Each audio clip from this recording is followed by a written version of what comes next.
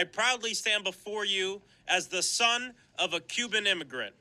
My mom was just a little girl when she came to this country with her sister, her mom, my abuela, and my grandpa, all in search of freedom and opportunity. They went from Cuba to northern Cuba, which is Hialeah. It's thanks to the bravery of my family that I'm able to stand before you here today. And it's because of the courage of refugees seeking asylum that I'm able to stand before you today. As a proud Afro-Latino, the first Afro-Cubano in Congress, and a proud Floridian, I am deeply disturbed and disappointed by the reports that congressional Republicans are getting closer and closer and closer to their efforts once again to gut our immigration system at the expense of immigrants. And what's even more disappointing is the word that there are Democrats who aim to use immigrants, immigrant families, and refugees as a political bargaining chip. Let me be clear. I agree, and we agree. We know that there is a humanitarian crisis at the border.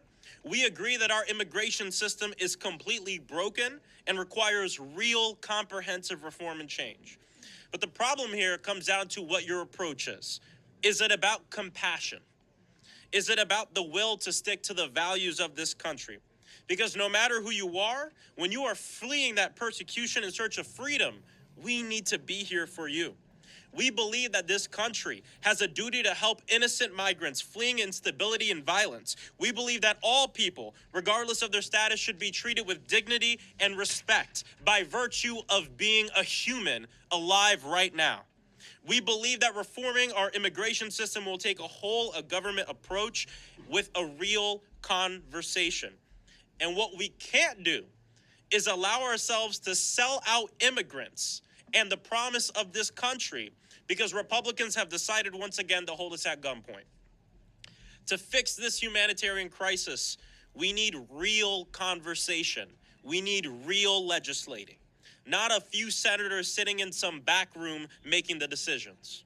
We cannot go back to the failed Trump-era policies like Title 42.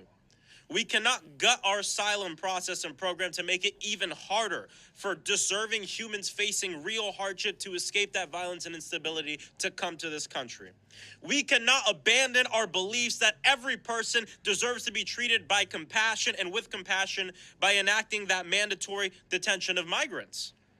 As Democrats, our entire party from the White House to the halls of Congress must stay strong and reject Republican immigration and border proposals which don't aim to solve the problem but make it worse at the expense of our people.